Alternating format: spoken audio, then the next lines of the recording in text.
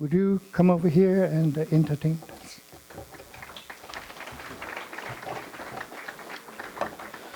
Good afternoon, everyone.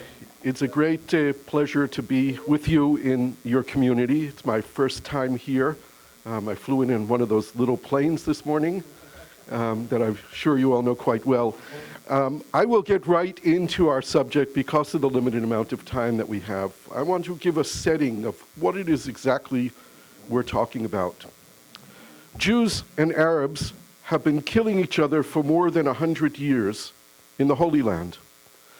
There are two nations, two national movements who are fighting over the same piece of territory and have proven for more than 100 years that they are willing to fight, they're willing to die, and they're willing to kill so that they each have a territorial expression of their identity. That's what it's about. Each side wants a piece of the land that they can call their own, in which they will be sovereign, in which they will determine the nature of their state, in which they will be in control of their own destinies. The Jewish people formulated in their national movement called Zionism, and the Palestinian Arabs living on the same land called the Palestinian National Movement, have for the past 100 years, over and over again, shown their determination to allow them to have control over their own identity. Over the years, as this conflict has developed and emerged, the international community has come in various formats and made a determination that these two peoples are incapable of living together under one roof, and therefore the only solution to the conflict is partition. It was first done during the period of the British Mandate in 1937 by the Peel Commission that recommended partitioning the land between the Jordan River and the Mediterranean Sea, a tiny piece of land, into two states for two people. It was done once again in the newly born United Nations after World War II and the Holocaust in 1947, where once again the United Nations, the international community, came in and determined that this piece of land should be divided into two states for two people. We are still in that same position today, where the entire international community puts its investment in this area in finding an adequate solution that would partition the land into two states for two people. That's what it still is all about. Of course, what we have in reality on the ground is a situation where one state exists, one state came into existence in 1948, and the other did not.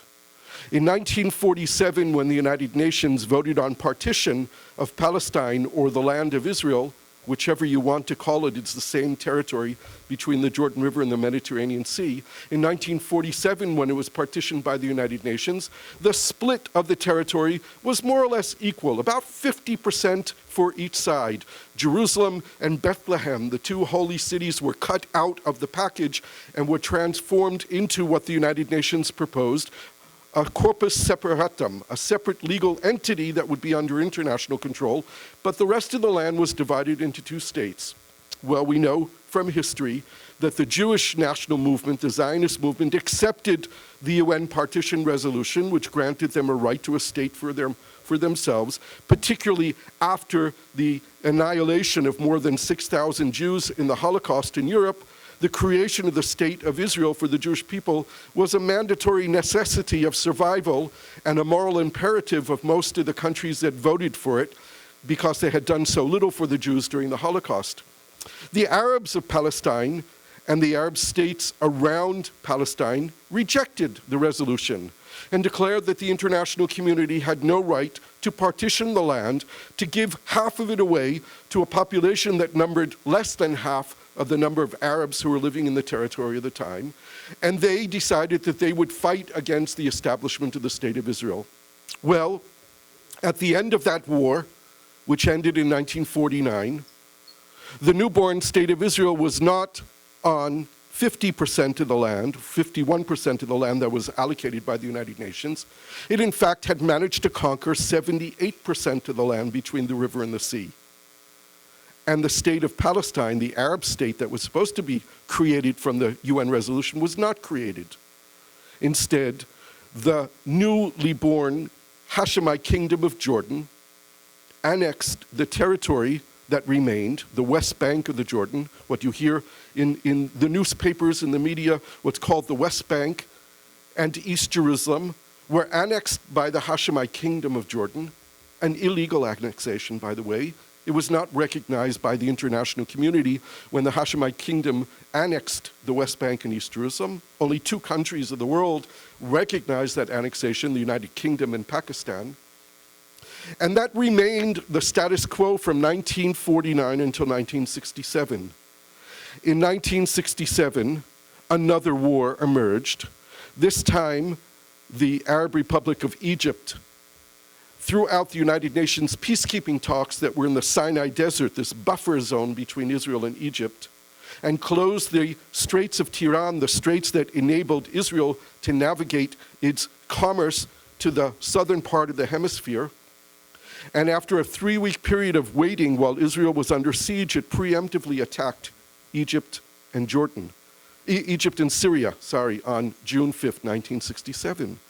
It preemptively attacked with its air force, and in the first day of what became known as the 6 Days War, basically took out the military ability of Egypt and Syria to wage war with Israel. At the same time, the state of Israel sent messages through the United States to the Hashemite kingdom of Jordan, to King Hussein, that if you don't attack Israel, Israel will not open up a front on its eastern side with Jordan. But the young King Hussein was listening to the Arab radio stations from around the region, and on Egyptian radio he heard that the Egyptian tanks were rolling into Tel Aviv, and he made his fatal error of his life, and he bombed Jerusalem and he bombed Tel Aviv, and Israel opened up the front to the east. And by the end of 6 days, Israel was in full control of all the territory between the river and the sea, the West Bank of the Jordan River and East Jerusalem. It also conquered the Gaza Strip that was under Egyptian administration, the Sinai Desert that was Egyptian land, and the Golan Heights of Syria. It found itself after 6 days in control of all the territories on which these 2 people were fighting. From that period, from 1967 until 1987, Israel was in full control of these territories with a minimal amount of objection from the Palestinian people. The Palestinians were living under Israeli occupation, but experienced a wave of economic boom after 1967 war. Jobs were created, industries were developed, their economic lot improved greatly. Resistance increased. The Palestine Liberation Organization was created a few years before, in 1964, by the Arab League, and in 1968, Yasser Arafat, the person who established the main Palestinian national movement within the Palestinian Liberation Organization, the Fatah organization, took over the PLO in 1968 and began to appear on the scene, claiming Palestinian rights to the land and refusing to recognize Israel's right to exist. From 1948, we can say, until 1988, for 40 years, we had a situation of conflict which is best described as mutual non-recognition. The Palestinians refused to recognize the Jewish right to a state of their own, and the Jewish state refused to recognize the Palestinian people and their rights. Our famous American-born Prime Minister, Golda Meir, used to say, there is no such thing as a Palestinian people. That was the same kind of blind non-recognition of the existence of a people living in the same territory as was the Palestinian non-recognition of Israel and the right of Israel to exist. But in the end of 1987, in December of 1987, a road accident took place between an Israeli army vehicle and a van carrying Palestinian workers from a refugee camp in Gaza. 4 of those workers were killed. Riots broke out in the refugee camp, the Jabalia refugee camp in the Gaza Strip. a territory very densely populated. 90% of the people there are refugees who became refugees with the birth of the State of Israel in 1948. That population had been under control by the Israeli military for 20 years with almost no resistance. And then all of a sudden, after this road accident in 1987, a burst of anger flowed across the Palestinian territories, and demonstrations of tens of thousands and hundreds of thousands of Palestinians came out to confront the Israeli army and said, "No more." This was the first Palestinian intifada. Intifada in Arabic means an uprising or a casting away. It comes from the Arabic root nafada, which means to shake off. What the Palestinian people, who for 20 years had been living under Israeli military occupation, were saying is that we don't want to live, we don't agree to live anymore under Israeli military occupation. And not only that, they were saying this Palestinian leadership of the PLO that's kept us in the refugee camps and kept us in this situation of conflict, we don't want their non-recognition of Israel anymore. We are living here under Israeli occupation. We recognize the reality. And the reality is that we no longer are claiming all of the land between the river and the sea. What we want is the land that was conquered by Israel in 1967. And with that first intifada, the first genuine Israeli-Palestinian peace process was born. It led to the Madrid conference that was convened by George Bush, the father, and Mikhail Gorbachev in his last year of rule before the Soviet Union broke apart. It later became known as the Oslo peace process, which emerged as a result of secret direct talks that took place between the Israeli government and the Palestine Liberation Organization. In 1988, in November of 1988, 40 years after the birth of the State of Israel, 40 years after the Nakba, the Palestinian catastrophe that turned them into refugees, Yasser Arafat convened a meeting of the Palestinian National Council, the PNC, their sovereign body representing Palestinians all over the world, and he read a Palestinian Declaration of Independence. Excuse me, this was a fascinating step. Yasser Arafat asked Mahmoud Darwish, who was the Palestinian national poet, to draft the Palestinian Declaration of Independence. Mahmoud Darwish was a Palestinian who grew up in Israel. He studied in schools that were run by the Israeli curriculum, and as a youngster, he studied the Israeli Declaration of Independence. And when President Arafat asked him to write the Palestinian Declaration of Independence, what he did was pull out from his memory, from the computer, the Israeli Declaration of Independence. This is a brilliant document written by our first Prime Minister, David Ben-Gurion. What Ben-Gurion did when he drafted, together with his colleagues, the Israeli Declaration of Independence, he tried to give just reason why the establishment of the State of Israel was legitimate. The document begins with the connection of the Jewish people to the land of Israel.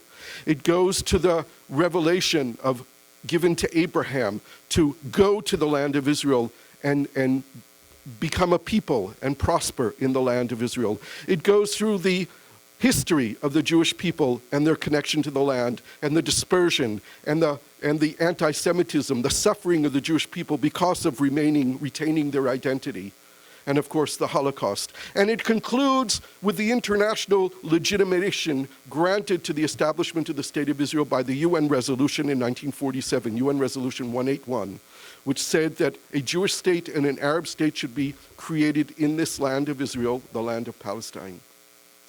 So Mahmoud Darwish took out the Israeli Declaration of Independence, and he drafted a parallel document.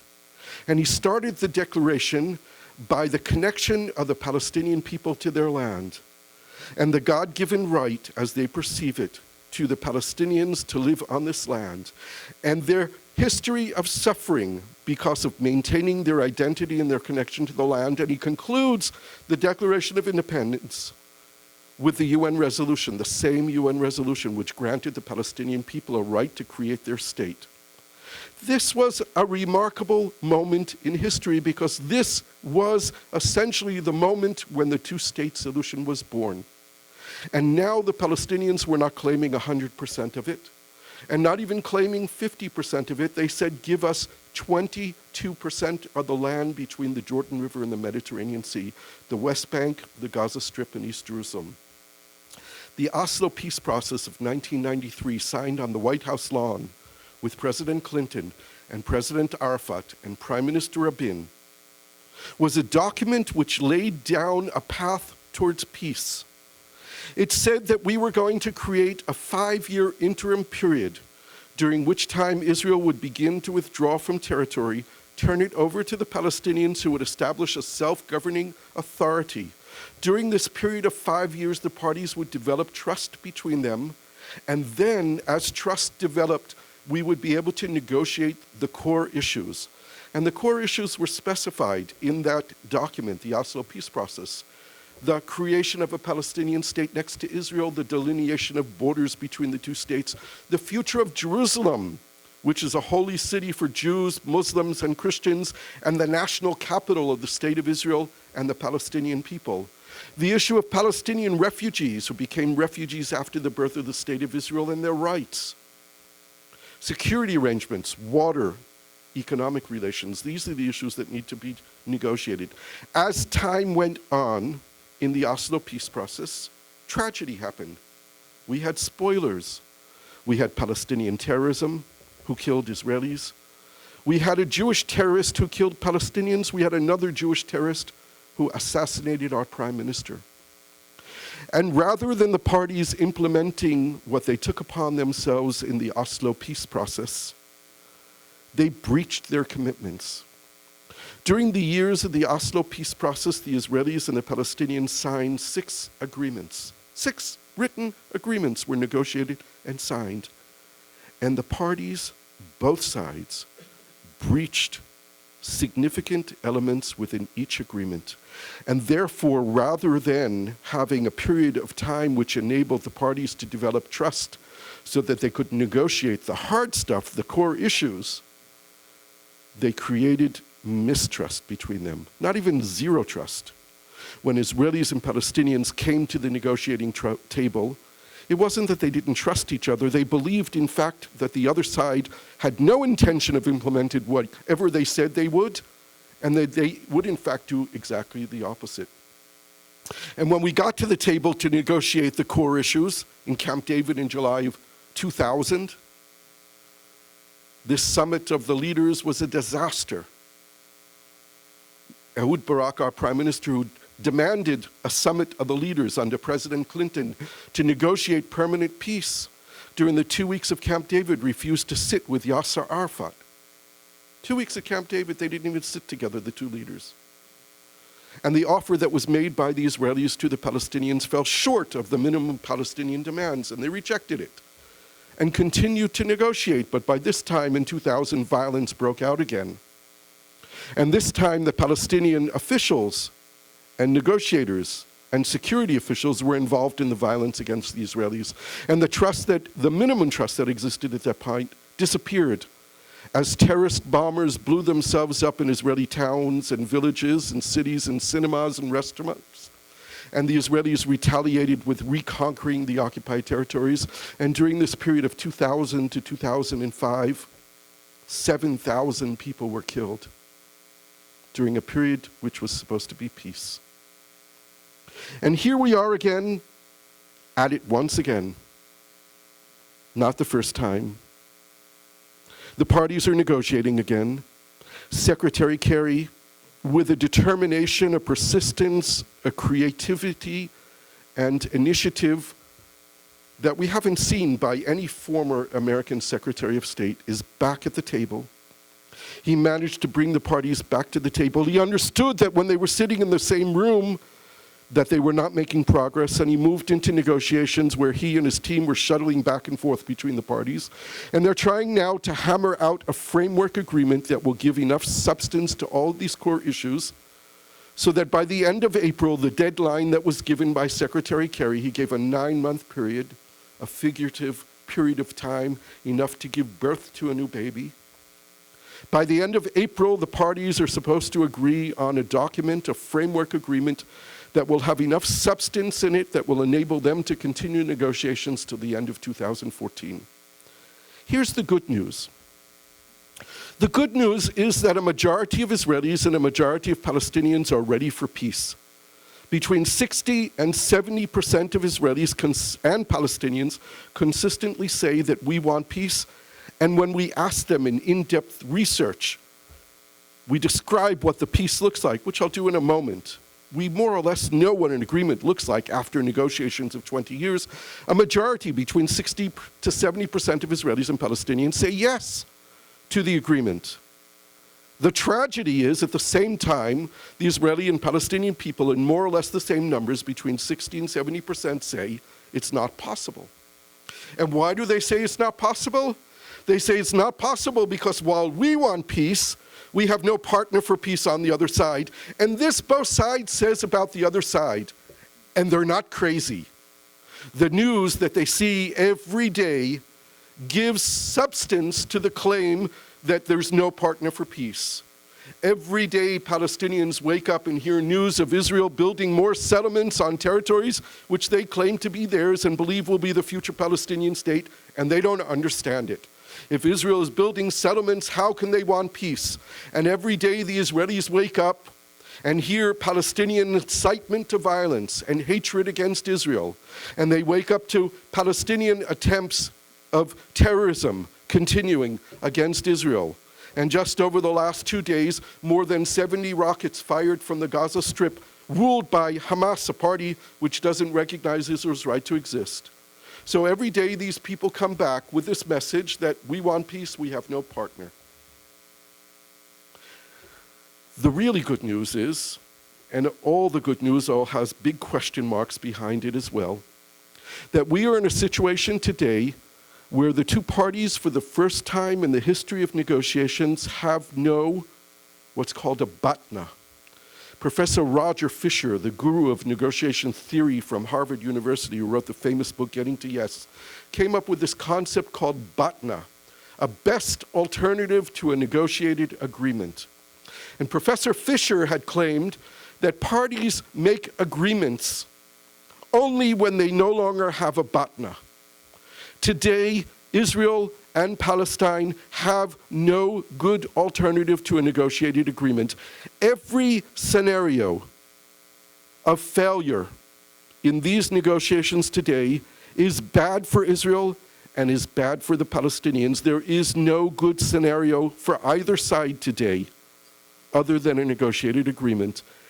And the other good news is that we have two leaders who are probably, as strange as this may seem, the two best people in the world to make this deal. Prime Minister Netanyahu is the leader of the right wing in Israel. If he makes a deal with the Palestinians, he brings more than 70% of Israeli public with him. Almost any other leader in Israel to make the kind of deal with the Palestinians that we need will divide Israeli society in a way that could produce even a civil war. Netanyahu unifies Israeli society behind him with the support of the military in making peace with the Palestinians. Mahmoud Abbas, the president of Palestine, the president of the Palestinian Authority, is the last of the founding fathers of the Palestinian national movement. And with that title and with that history, brings along with him the legitimacy to make the ultimate concessions that Palestinians need to make in order for there to be peace with Israel. So what does it look like? And with this I'll conclude.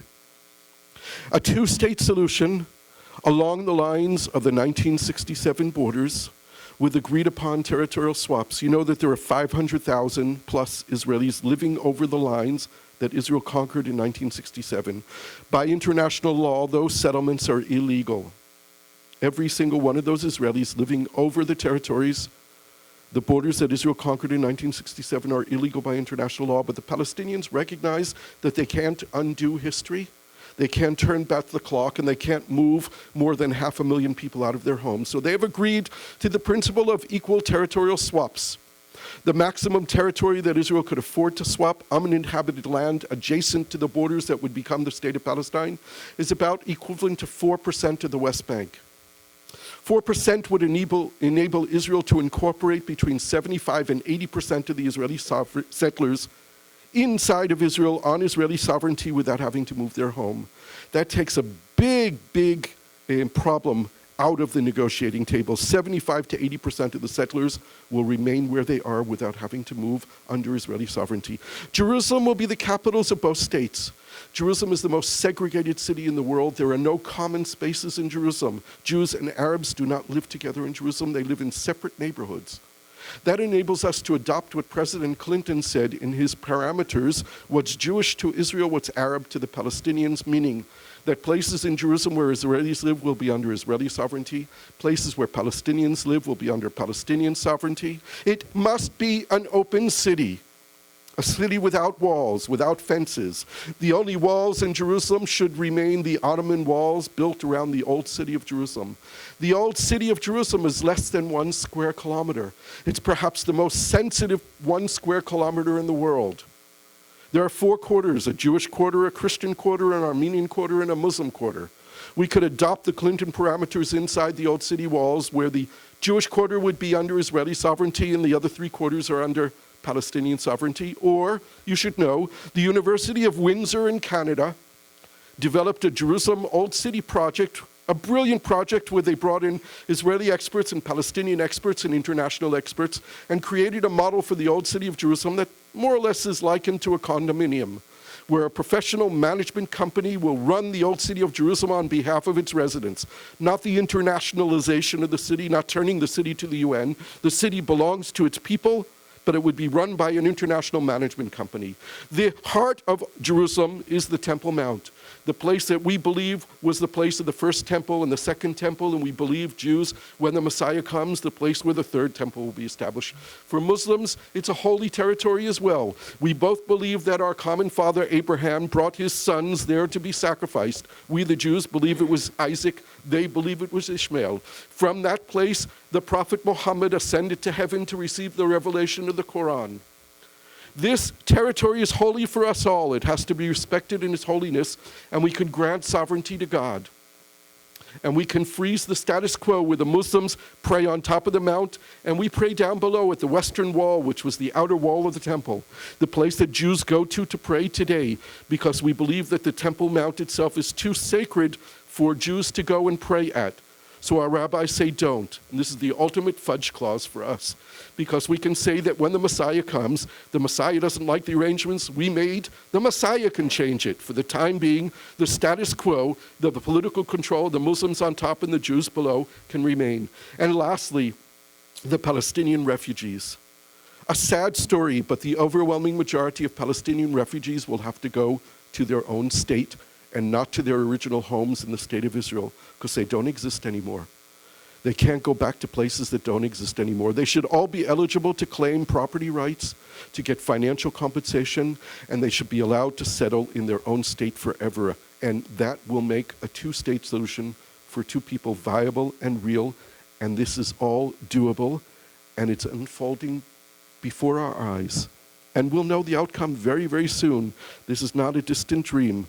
If this peace process that Secretary Kerry is running produces the results, we will see a process unfolding, and everyone should understand that the easy part is reaching the agreement. The hard part begins the day after. To translate peace, a piece of paper, into peace between people is the hard part, and that's really what we have to work at. Thank you very much.